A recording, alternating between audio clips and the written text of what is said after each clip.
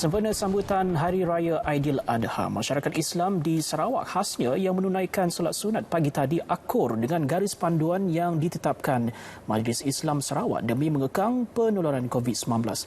Laporan penuh terus kita bersama dengan Buma Win. Buma. Ya, betul itu Redwin. Hasil tinjauan RTM di Masjid Jamek Negeri Sarawak di Kuching bagi solat sunat Aidiladha pagi tadi mendapati para jemaah mematuhi garis panduan yang ditetapkan. Usaha ini bukti kerjasama masyarakat dalam usaha memastikan penularan COVID-19 dikekang. Para jemaah juga perlu menjaga jarak fizikal 1 meter, menggunakan pelitup separuh muka, mengimbas suhu badan, mendaftar kehadiran dengan aplikasi MySejahtera serta membawa sejadah sendiri. Hadir menunaikan solat sunat Aidiladha di Masjid Jamek ialah Ketua Menteri Datuk Patinggi Abang Johari Tonopeng dan Yang di-Pertua Majlis Islam Sarawak MIS Datuk Misnu Taha, dan solat diimamkan oleh Imam Besar Negeri Sahibul Fadilah Datuk Haji Mustafa Kamal Haji Ahmad Fauzi. Tahun ini MIS menetapkan garis panduan bagi masjid dan surau di Sarawak dalam tempoh fasa kedua Pelan Pemulihan Negara ialah dengan mengehadkan bilangan jemaah bagi surau dan masjid. Bagi Masjid Jamek Negeri Sarawak, jemaah yang dibenarkan ialah tidak melebihi 500 orang, masjid atau surau di bahagian daerah kecil dan kariah adalah tidak melebihi 150 orang, manakala surau tidak melebihi 70 jemaah.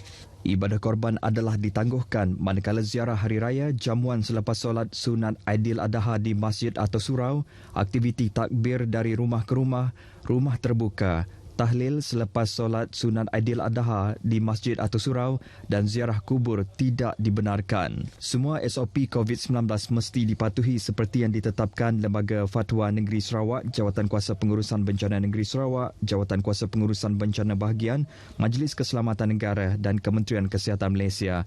Pelaksanaan SOP tersebut berkuat kuasa sehingga 23 Julai ini.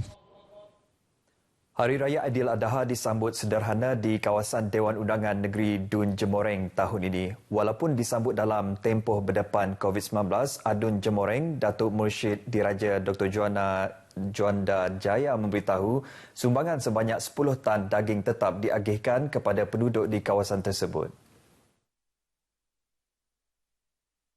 Ini adalah sebagai kita berkongsi kegembiraan walaupun kita sedang berada di bawah COVID-19, kita tetap merayakannya dalam keadaan SOP ketat yang dipatuhi. Tanpa mengira latar belakang kaum dan agama penerima, sumbangan daging tersebut diagihkan kepada hampir 5,000 ketua isi rumah di kawasan berkenaan. Pengagihan itu dibantu oleh Jawatan Kuasa Kemajuan dan Keselamatan Kampung yang bertindak mengagihkan kepada penduduk di kawasan kampung masing-masing. Rakyat Sarawak diingatkan untuk tidak melakukan aktiviti kunjung-mengunjung dan berjumpa dengan ahli keluarga atau rakan-rakan, terutama mereka yang berisiko tinggi untuk dijangkiti COVID-19 pada sambutan Hari Raya Aidiladha hari ini. Menyatakan demikian, Pengarah Kesihatan Negeri Sarawak, Datuk Dr. Mohamed Sapian Mohamed berkata, mereka juga diseru supaya mengelak daripada berkumpul dengan ahli keluarga atau rakan yang bukan dari isi rumah sendiri serta mengelak berada di tempat yang sesak dan sempit.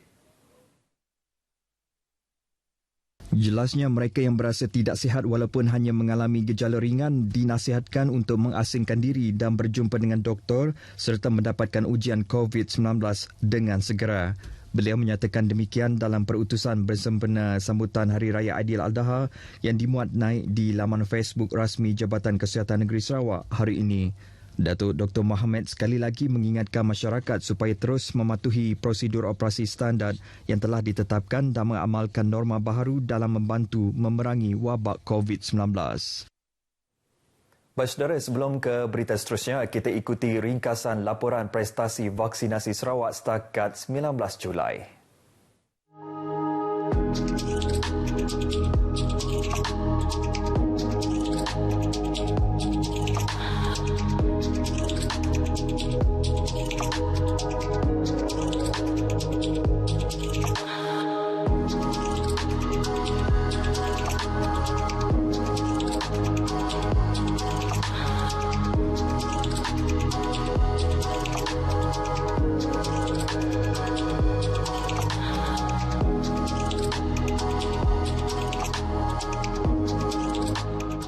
Baik, 3 buah lagi pusat pemberian vaksin industri PPVRN diluluskan oleh Jawatan Kuasa Petugas Khas Imunisasi COVID-19 CITF dan Jawatan Kuasa Pengurusan Bencana Bahagian Miri yang mula beroperasi hari ini. Dengan pertambahan itu, ia menjadikan jumlah PPVRN di bahagian Miri ialah 9.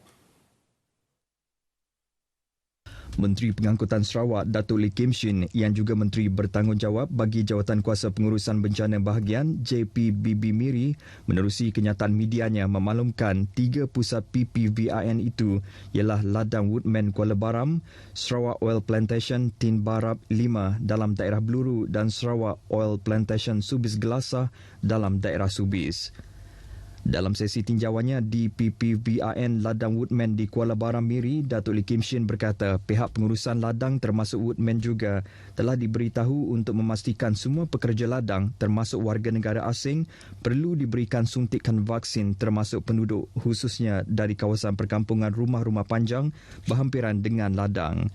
Ujarnya ini adalah antara usaha JPBB Miri bagi mempercepat lagi proses vaksinasi dan mencapai imunisasi kelompok yang disasarkan selewatnya pada penghujung Ogos depan. Baik saudara, sekian berita dari Sarawak. Kita kembali bersama Redwin di Angkasa Puri. Silakan. Baik, terima kasih Bu Muin. Baik saudara, banyak lagi laporan berita selepas ini menyusul. Terus setia bersama kami dalam Berita Wilayah.